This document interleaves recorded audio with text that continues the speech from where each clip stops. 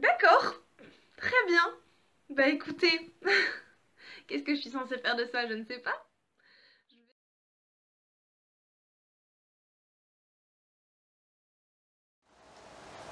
Bonjour à tous, bonjour à toutes. Chers amis à sabots, à poils, à longues oreilles ou à cornes, si vous regardez cette vidéo aujourd'hui, c'est probablement que vous avez déjà eu affaire à ces regards insistants lorsque vous vous promenez tranquillement, ou à ces remarques déplacées alors que vous n'aviez rien demandé. Et direct, je lui dis, regarde. Oh. What? Elle est où la carotte? Ça va, il écoute bien? Non, parce qu'avec des oreilles comme ça...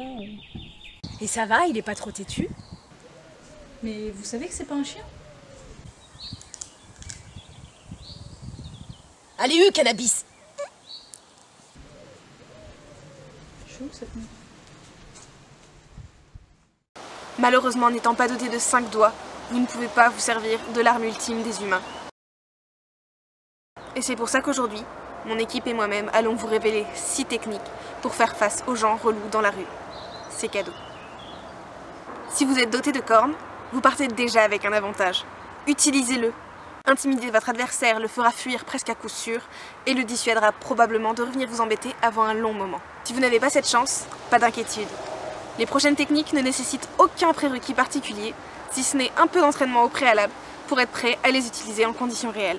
N'hésitez pas à les tester sur votre humain, qui sera probablement ravi de pouvoir vous être utile dans cette lutte contre les inégalités animalières. Et puis soyons honnêtes, il mérite bien ça. Tout d'abord, un classique, mais indémodable. La fameuse marche sur le pied. Une technique qui ne demande ni agilité, ni force particulière, car votre poids du corps est généralement suffisant à lui seul pour changer les rires moqueurs en grimaces et inciter ainsi votre adversaire à préférer le silence aux blagues douteuses. Il vous suffit, lorsqu'un passant s'en prend verbalement à vous, de vous rapprocher suffisamment pour pouvoir placer votre sabot sur son pied. Pour un résultat optimal, n'écrasez pas entièrement le pied de l'individu, car si les vôtres sont dotés de fourchettes, ces dernières risquent d'amortir le choc et ainsi d'amoindrir grandement l'impact de votre action. Le piège principal de cette technique, c'est de vouloir marcher sur les orteils de votre adversaire, car en visant le bout du pied, vous risquez de ne marcher que sur la chaussure et ainsi donner à votre adversaire la possibilité de riposter. Pour aller plus loin, si votre adversaire se montre plus agressif, vous pouvez utiliser une technique de propulsion. Pour les plus grosses têtes, ça ne vous demande qu'un étirement de l'encolure associé à un basculement de la tête qu'il vous sera très facile de pratiquer chez vous.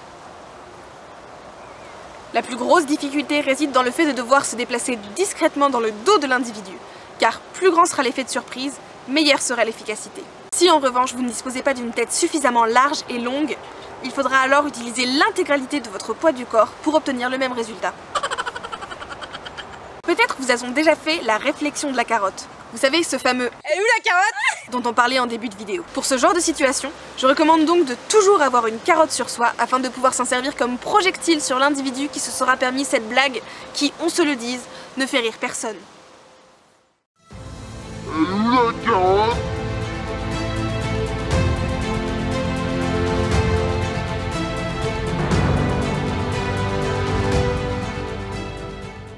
Il aura enfin la réponse à sa question et devrait dorénavant vous laisser en paix.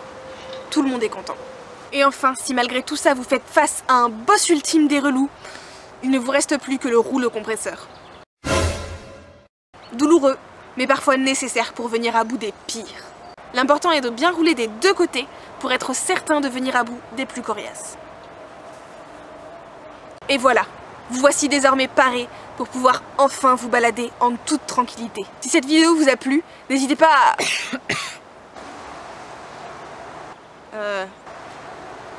Ouais, non, c'est pas possible en fait. Quoi? En fait, tu vois, c'est ma chaîne, donc tu me laisses ma place?